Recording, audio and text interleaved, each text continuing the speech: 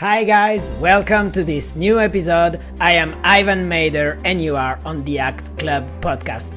Don't forget to subscribe to our channel because there are some new interviews that are coming, and this one is particular because today we have a great guest again. We have a great actor with a gigantic background to beginning his career into Martin Scorsese Mean Streets. I went on a retreat, and a priest tells me the same story. This is a different priest. It's the exact same story. So that you get it? Yeah, I mean, the story ain't true, right? To appearing in the Oscar-winning Shawshank Redemption. Friend, if you please. Making a few friends, huh, Randy? Without forgetting, obviously, the TV show most applauded in the world, The Sopranos. Look, kid, I shouldn't have to explain myself. I'm from the old school. You want to raise your hands, you give her your last name. Then it's none of my fucking business. Until then, keep your hands in your pockets. I want you to welcome David Proval. Okay, hi David, how are you? Hello. I'm doing well, and thank you for having me on your podcast. Thank you. I really appreciate it that you agreed to meet with me. It means a lot. Also because I saw The Soprano twice, all seasons. And that's a big show for me. So for those who don't know you, what's your story from the very beginnings to now? Like, when did you become an actor, and what's your story from there to there?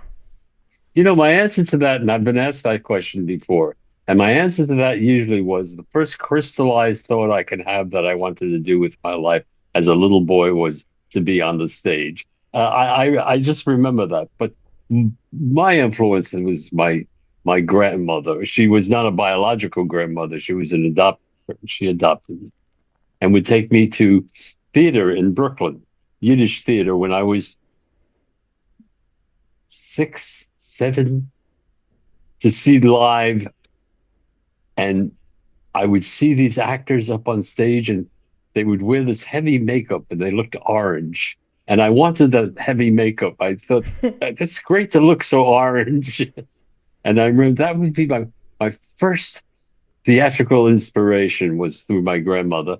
And my mother, who worked as a matron in those years in New York City in theater. She carried around a searchlight and wore a white uniform. Wow. In a theater. She was a matron. She would babysit me and put me in a seat in a movie house. So I had my grandmother for legitimate theater, my mother for film. She loved film, and she was a matron, and so that I got access to all Laurel and Hardy and all the wonderful, in those years. And so, yeah, I would say that was the beginning, and all I could think of is I could do that. I want to do that. They look like they're having the best time of their lives. They were. So Great. That's Great. the answer to that. When did you begin to work as an actor?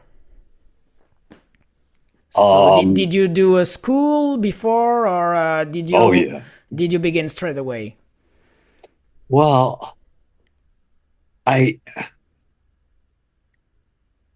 don't want to be flip about this, but as a 11-year-old in summer camp, they cast me in a play to play Samson. The biblical reason they cast me was I was a fat little boy, so I looked strong. And I always think of that as my first lead role in summer camp to play Samson. And I had a rag mop on my head for long hair. But my first was in New York, off Broadway, little plays. in wherever we can do plays. In the basement of people's homes, we did plays, and just keep working and studying. I believe in studying the craft. I know there are actors who say, "Oh, you're just doing it." No, there's a craft. I cannot agree more with you because I am also a craft addict. I still train, and I do believe you still train also. Absolutely. Yeah. My teacher still teaches on Zoom, and we have three classes a week. And on Zoom, we do exercises with each other, just the way we're doing, but we're doing exercises. And I do to this day. And I moderated for some years too myself, after studying being blessed to be in New York City at a time where the best teachers in the world were there. Oda Hagen was there, Lee Strasberg was there, Jack, my teacher, was there. Wonderful teachers in New York during the 60s. Oh yeah, great period. Great period, yes. Yeah. So let's come back to the beginning of your career. So that was off Broadway. So when did you begin to work on screen? So I guess your first movie was the Martin Scorsese one, right? Mean Streets. Yeah. Was my first real movie. I had done some television before that, which was an experience, but the first real was Mean Streets. Great. Yeah, well, start with that. And I thought it would always be like that, but that's not true. And that was already how many years ago? I guess because I did my research, but yes, I think that was 72 or 73. I guess it went out in 73. Right, 72. So how was it to begin your career working for Scorsese with some of great actors as De Niro and Harvey Keitel? So how was it? The one thing I didn't know really, but I watched this director, Martin Scorsese, and the cameraman on the movie, I forgot, Kent Wakeford, I think his name was. And I said, it's interesting watching this guy. He says, you know what this guy does? Oh, no, it wasn't Kent. It was somebody that Martin Scorsese invited to the set. And I think that was one of his teachers at NYU who came to visit the set. And I asked him that question. And he said, what he does is he's watching you and he's editing the movie at the same time. He edits on his feet. He could see that. And I said, yeah, I could see him watching the movie because I don't know what's happening. I'm working with this actor, De Niro, and he's doing this dance all over the place. And, but that's that film genius, that thing that he had, and you can see it. And he had such joy on the set, such enjoyment every time okay, cut. He would laugh, and I said it was it gives you trust, and he loves what he's doing. Yeah, so as joyful. An actor, it will be great to work with a guy who loves the actors and who also maybe leave them do their thing, and also he knows what he's doing. It's the good directors who know how not to direct. Yeah. And when not to direct, and when let the actor discover for himself and stumble and be just a gentle guide, and not, those are the Kazan and Marty and a lot of them. I haven't. Mark Rydell, you know that name? I don't think so. What did he do? On Golden Pond, movie ongoing. A lot of big movies. He's worked with the biggest stars. I did 3 movies for him, but small roles. But he's a wonderful actor. That's another director, that Mark Rydell. The Rose with Bette Midler. He directed big movies. Okay. Yeah, Peter Hyams, another director. Peter Hyams. Okay. So what did you do after doing Mean Street, and what was your way? What happened was this: after Mean Streets, the next thing I did was with Harvey Keitel. Was a TV show titled Kojak. American TV show titled Kojak. Telly Savalas. You know who he is? What was the name? Telly Savalas. It sounds familiar, but I can't quite remember it. A very big star at one time on television. And that was the next job, and Harvey was on it, and I was on it. And, but I had to choose, because work was starting to come.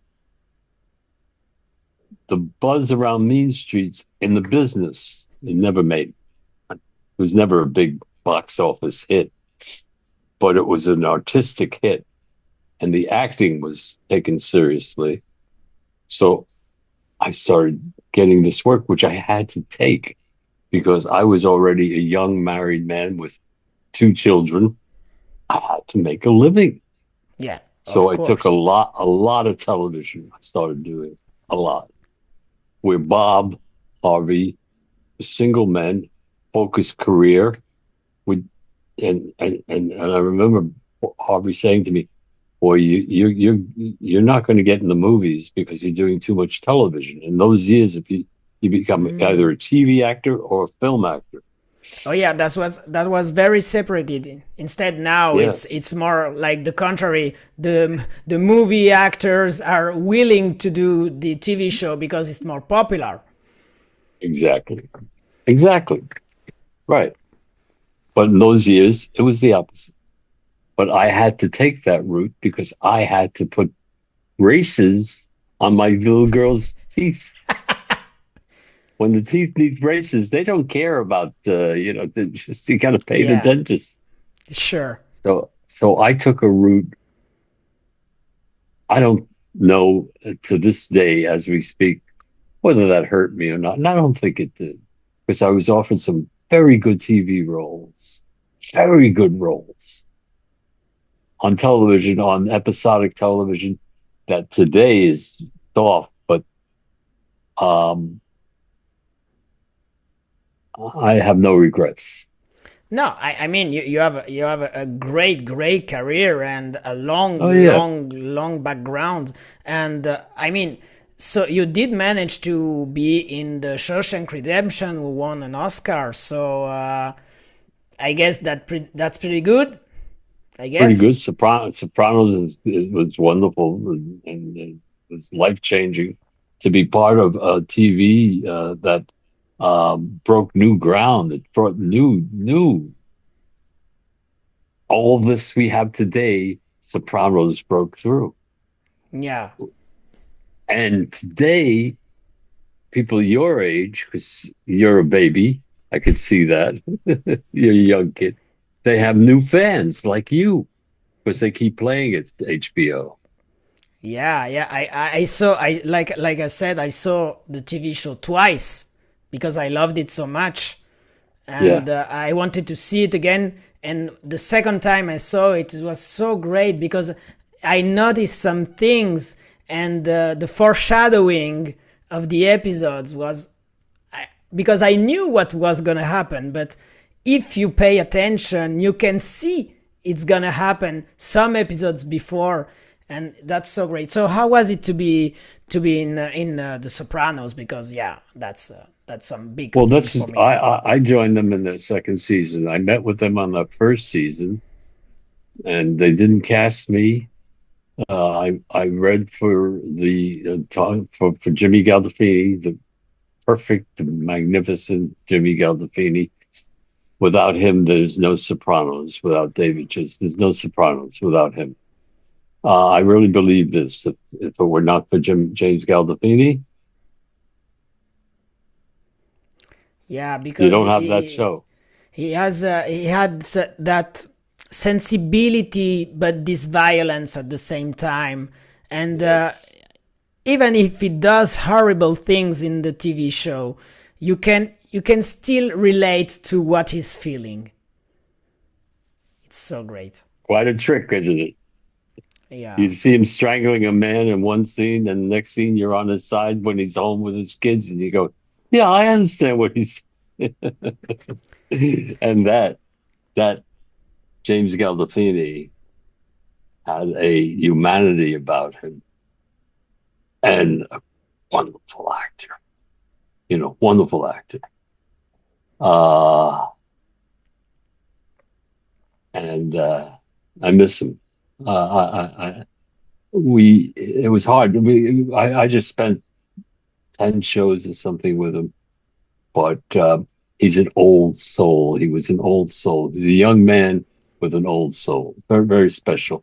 So born to play, when they say an actor is born to play that role, he was born to play. Yeah. David Chase, the writers, Frank Renzulli, he only had one season, but without him, there's no my character. That writing gave me a real bite into my character, the writing. And then, of course, what I happen to bring from my life experiences. But Frank Renzulli and the other writers. Oh my God. Mitch. Well, it's all there. It's all there. I guess I should have here. Yeah, Mitch, it's all there. Terrence Winter? Terry came on, yeah. He's writing that show for Stallone now. Terry Winter. Was it Tulsa King? Yeah, he's writing Tulsa King. Yeah. Yeah. So, can you tell me some fun story about the Sopranos and when you were on set and how was it?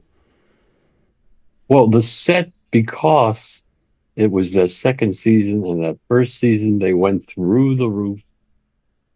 Everything was Sopranos. In New York City, well, couldn't walk the streets. Already people saw the show.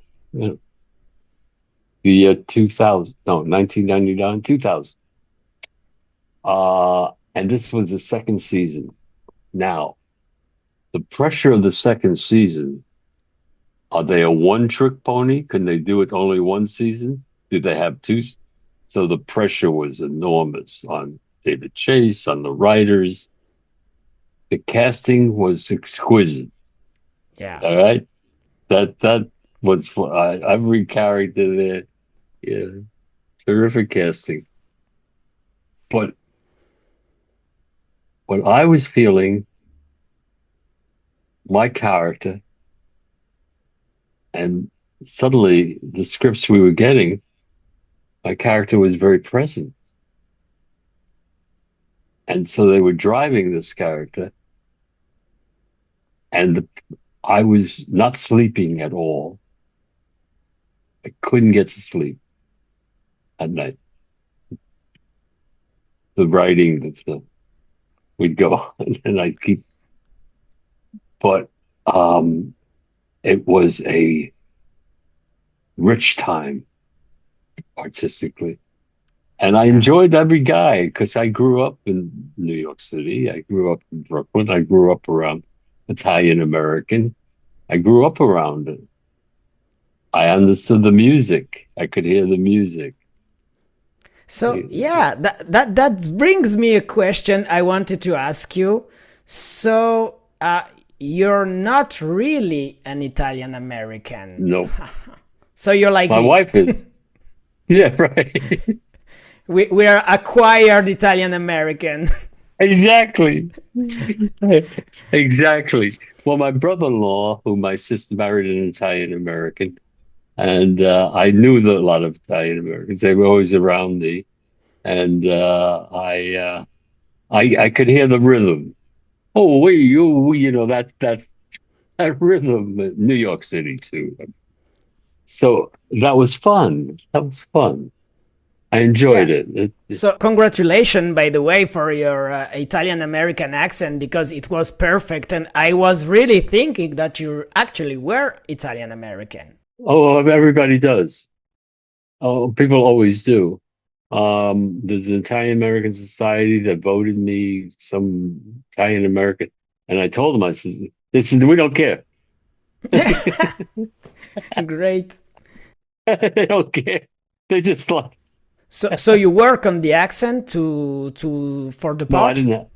Well, yeah, I don't have it. I worked as an actor. A teacher once told me I had a very thick accent as a kid, the soprano Brooklyn, to lose it and I went to a speech therapist in New York as a young actor to be able to speak clearly, uh, it helped. Yeah. But I can go back to it very easily when I'm around it. I hear a friend calls me just this morning, a guy named Larry. Hey, Dave, how you doing? Oh, what about here? And I can hear this. I start to run. But you also look the part, so yeah. Yeah, right. Right. Great, Right. great.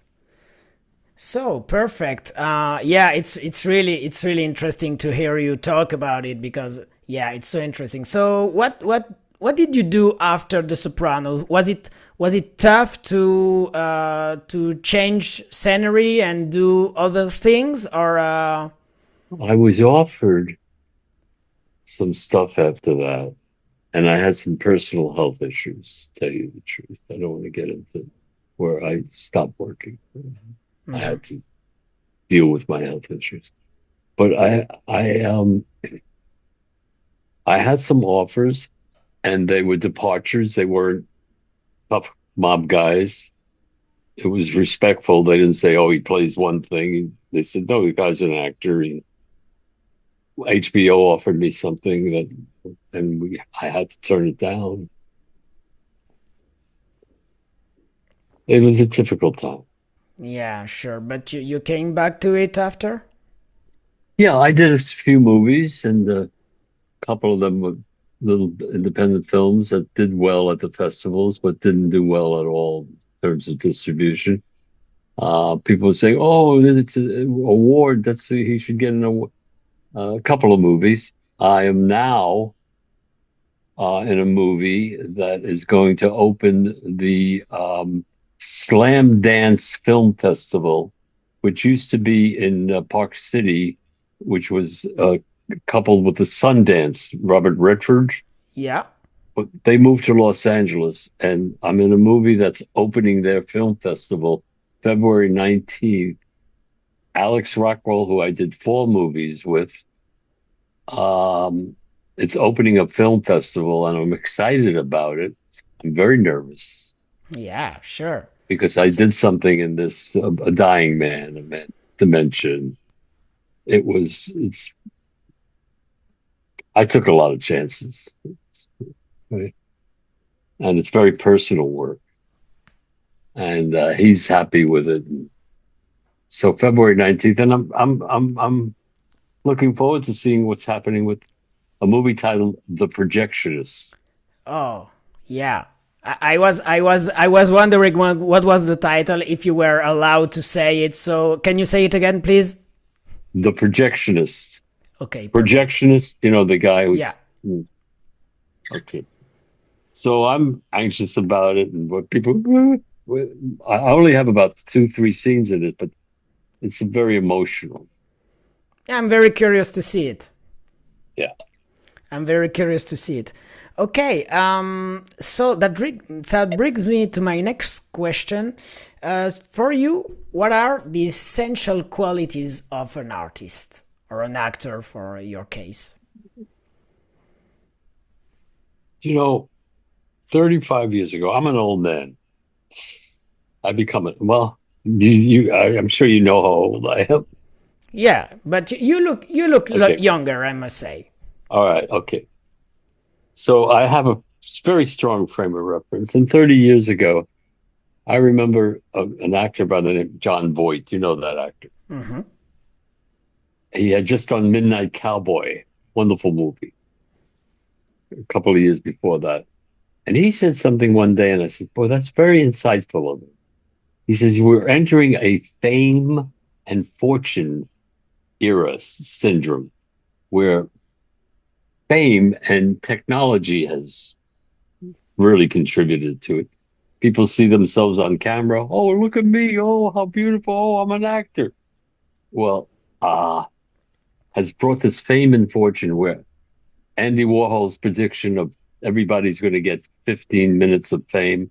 Well, I think people, what's become is a syndrome, the fame and fortune, but fame to be famous, to be, there's a desperate, and to me, that's poisonous. Hmm. Poisonous to the art. Maybe it's important to concentrate on the artistic and the craft. Or if you're not joyful about the work, and you cannot, I used to use this word, celebrate just the work and the joy of communication, but that other need to be famous. Oh, people should recognize me. Oh, that hysteria. And I don't live in LA. I live out at the beach. I don't go into Los Angeles that often at all. Because what's happened is when you sit in a restaurant, you could see people always look, who notices me? Who, you could see it. And all this into their phones. Hysteria has taken place. I've got to be famous. People got to know me. Yeah. I didn't grow up like that. I grew up with the love of the work, the joy of the work. You go and study, and afterwards you go for a coffee and you talk about the work and the joy of the work, the work, the work, the work. Oh, am I on page 6 in the New York Post? You know, in the paper. Did I make technology? There's great, there's great things it's doing, but there's a great price for it too. This technology that we have. Look what we're doing right now. You're sitting in Paris. I'm sitting in Torrance, California. Look what we're doing right now. Magical. Yeah, but that's great. I mean, if That's we can great. use it for good, that's great. Good. Right. Not for our own service, egomaniacal, that ego shit, Yeah, I agree. So, what would you say to a young artist that begins to motivate him? I guess that's the following of my previous question. A young actor? Yeah, what would Young you say artist. to him? I would say, firstly, like I said before, there's a craft to this. Find your way, find your craft. Every craft, everybody has their own specific formula, their own method. There's always a method acted. Every actor has their own, and find that. And you'll find that through, hopefully, you'll find a teacher that will hit that nerve, that button in you, that place, and work on your craft. Go to museums as often as you can. Go to zoos. Look at animals. Look at paintings. Take in all art. Ingest for an actor. All art. All art. Ingest. Oh yeah, Yeah. keep everything Yeah. in. Yes. Just take it. Digest it. The world. And know your relationship to the earth. Because I believe that great artists were always connected to what the condition of the earth is about. And I hate to bring this up, but sadly, in this country at least, and all over the world, we're going through something right now that I never believed I'd be old enough to see. It's a terrifying time. You know that. It's happening here. Mm-hmm. Yeah, they're killing people now. I don't want to get emotional. I get very emotional about what's going on in this world right now. I don't want to. Okay. But an artist should be connected to what's going on in this world right now. And feel everything around. I'm going to answer a question you haven't asked yet. But to me, you're an actor. I know that. Yeah. Right. Acting is the art, and I didn't say this, but a great actress said this, is the art of self-revelation, revealing your soul. Wow. Reveal your soul and what's in your heart, and share that. And hopefully what's in your heart is a good thing. And for all of us, what's in your heart, what's in my heart, reveal it to each other. Share it with each other. Yeah, We have to start doing that. That brings a lot more vulnerability to be an actor and to reveal himself. Like right. Yeah, you have to be naked in front of the audience. And yeah, that's just me, and that's how I am, and in the circumstances of the character. Right. Yes. Yeah. I agree. It's dangerous. It's daring. But it's thrilling. I guess it's thrilling also. Well, because it's human beings connected to each other and showing their innards, not the bullshit. Yeah.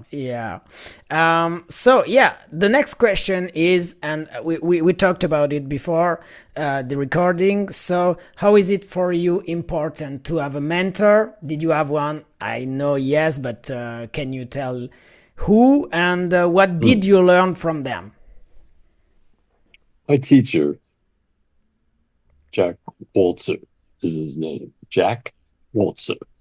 As in waltzing, he's a waltzer. Wonderful teacher. I had already studied and I worked. This is before Mean Streets, before I did a film. But I don't think I would have been at all ready to do Mean Streets if it were not for him. So you were already working with him before Mean Streets? Before. Oh, wow. Years and before. you're still working with him now? Yep. That's 50. He's my teacher 56 years. I guess you can call him a friend at this point. My dear friend. He's a dear friend of my wife's now. Yes, he's my friend. And he's out at the motion picture home now. He lived in Paris for 35. And his next birthday is his 100th birthday. He's 99. Wow. And he's going to be teaching again. Yeah, I guess if I have the occasion, I will enroll, because I never studied with him, and that's a big regret of mine, because my wife studied with him, but me not yet. Oh, she did? Yeah. Your wife's... Oh, so you know who I'm talking about? Yeah. Oh, wonderful. Oh. What's your wife's name? Antias, you know her. Oh, yes. Well, that's what I'm talking about. Your wife and the work those people did in that room. I'm going to say it. I've been in classes in New York, wonderful classes. The work I saw from those people in Europe and Paris was just daring, courageous, wonderful. Wow. Encouraged me. I did a play in New York 10 years ago, and I already had been working with the people from Paris. They came into LA to be with Jack 1 year, 2 years. And without those classes, I don't think I could have done the play. or is it? Yeah. Oh, great. So what was the biggest lesson you learned with Jack? Like, if you had to keep one lesson, what would it be? The phrase "revelation of the soul" came from Jack Waltzer, not from him, from Eleanor Duse, great actress. Yeah, It Italian yeah, actress. Italian actress, right? Okay, and that phrase is something I thought watching the great actors, Marlon Brando and all the great actors. I said, isn't that what they do? That they include the universe, the world, the people, and so it really came from him. He never verbalized it in the way he started doing recently. But that's how he taught. What are you about in the imaginary situation? Right. Okay.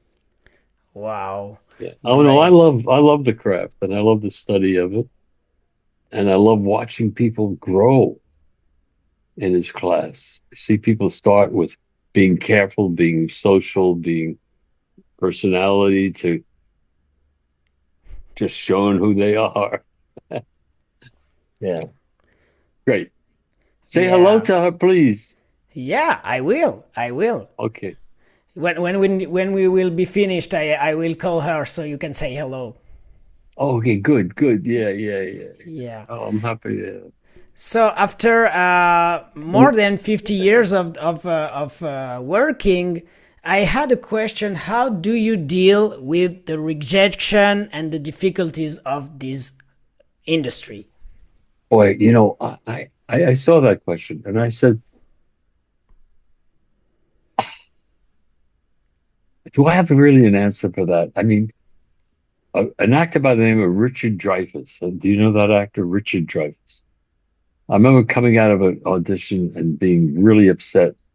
And he said, you know what I do?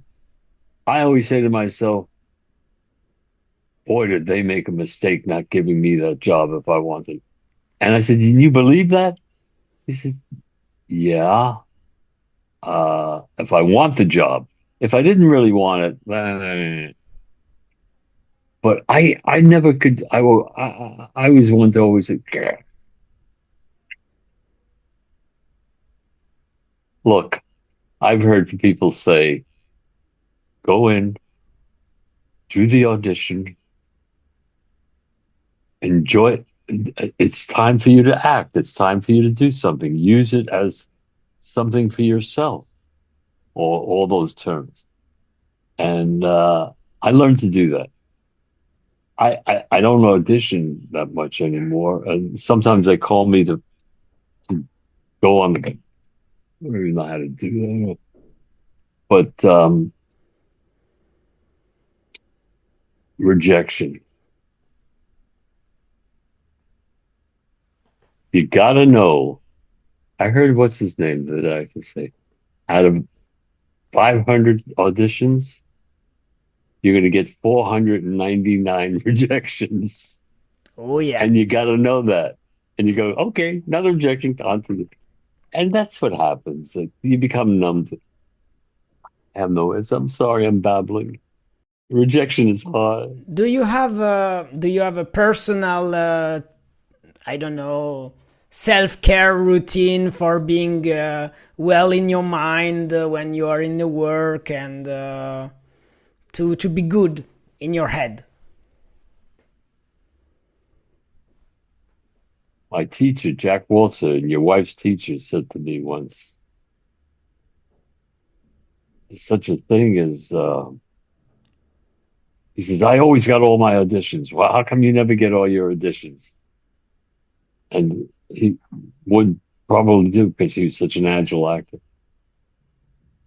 He said that, what did he say to me about rejection? That you should go back and do it again. He was relentless. Jack Waltzer, as an actor. I've seen him as an actor. I don't know if your wife ever seen him as an actor. As an actor, no, I don't think. I've seen him on stage. Oh, wow. Can't take your eyes off of him. He's always alive on stage. So I saw him on stage. Because he has this passion of the craft, and I think when that craft is your whole life, you just have to be that good, I think. He had such a great love for the work, and he still does. And you know, most of them do. I mean, all the actors I know who have worked and had careers and who are good actors understand the joy of the work and understand it. Have the joy. The guys who want the fame are just there for the fame. I've seen them act too. And they're predictable and they're not quite interesting as much. No.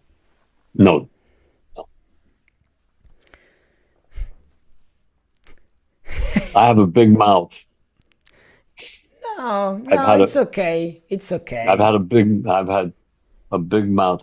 My mother would say in French, "Fermez la bouche." Strange that she was talking in French. It's the only French she ever knew. Fermez la bouche. My mother knew. It's the only French phrase she knew.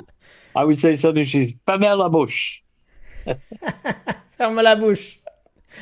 Incredible. Oh yeah, it's good to hear some French. You said it good.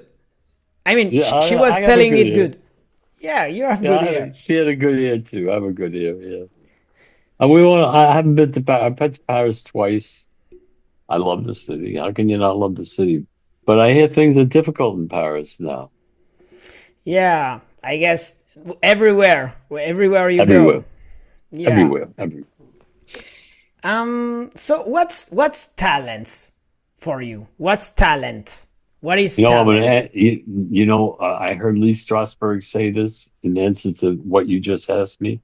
He says, "I know nothing about talent. I know about persistency and consistency." You know what those two words mean?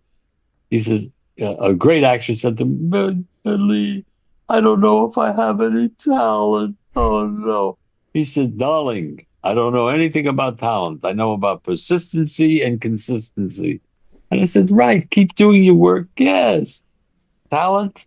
We all have talent. It's a matter of digging it up. Excavating. Yeah, we're all artists. Excavate. Yeah. Oh, very good. You have a terrific. What is your first language? French? I'm French. Yeah. Oh, you're French. French is my first language. Yeah. Your English is fantastic. Thank you. I'm working on it. You don't have to. I don't speak French. I've always wanted to speak French. I speak a little bit of Italian. In Italy, they always think I'm Italian in Italy, so they talk to me in Italian. People say, "Hey, che fa? And I go, I know. Yeah, you manage. I manage it. Okay. My next question is, if you met your younger self, the one who began before Mean Streets, I love this question. What would you say to him? I would say to him that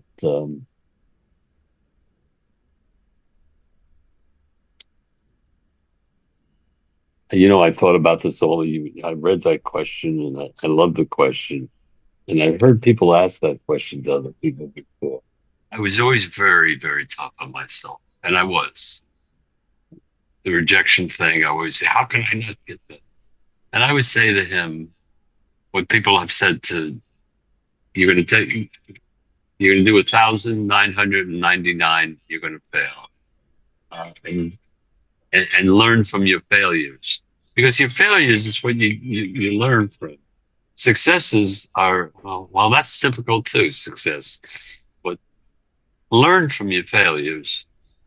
If you can learn anything from them, look back on them. Don't look at them as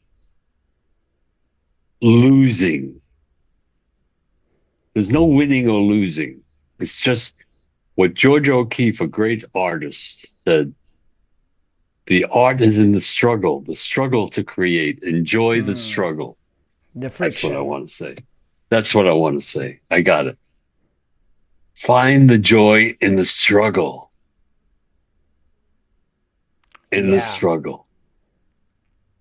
And bring that to your work. And, but I didn't know how to do that. I always took it, oh, how could they do this to me? I was not good. I go for days. Oh, how did I not get that job? I was terrible.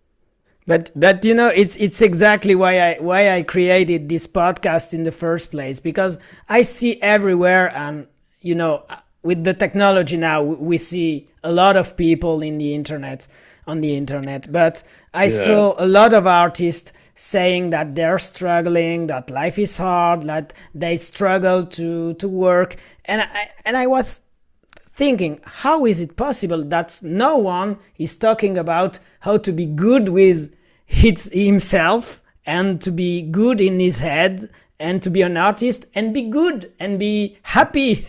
Yeah, why not? Enjoy the struggle. This is what it is. And you have to learn that. Well, that's all ego, but yes, of course. But I finally learned how to do that. I did. Because now it's like, okay, let's see what, I got it, and put yourself in. And also, I've sat on the other side of the desk where I was the auditioner, and understand what the other people on the other side of the desk are going through. That they need that actor. They want that. So they're all, Yeah, I guess it's tough from the other side, because you have to make a decision, and that you will make people unhappy. That's might be. I guess if I'm thinking about the other side, maybe it must be difficult to choose. I do think of the other side. I do. And then, well, I grew up long enough to say, I know what that struggle is too. And struggle. There are babies, infants, innocent babies with cancer. That's tragedy. That's struggle, to be a parent of a child who's struggling for their life. That is struggle. Struggle? You're an artist, you're an actor, come on. Yeah, you have it You good. got all your hair, you're handsome, look at you. Yeah, What else I do you want totally out of agree. life? Yeah, you Jesus totally agree. Christ. Yeah, You're good looking. I'm talking to you. you have it good. You have it good. Yeah, sure, because there is so much more pain in the world, and the artists are like, I'm suffering. No, you're not. Oh. That's what George O'Keeffe said. Enjoy the struggle. Enjoy the struggle to create. And that's all. Enjoy the struggle. Okay, so that's my answer. That's a great answer. I would tell them, enjoy the struggle and stop beating yourself up. I used to do that too. Oh, my life. I should have gotten that role. Yeah. But I guess, a lot of artists think like that. I know, selfish bastards. Okay, so to finish our interview, is there a dream that you still chase?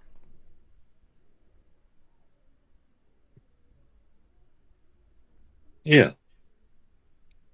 I mean, I've been blessed to play some great roles on stage. Great roles. I've had some wonderful roles on television and a couple of beautiful roles in film. But I still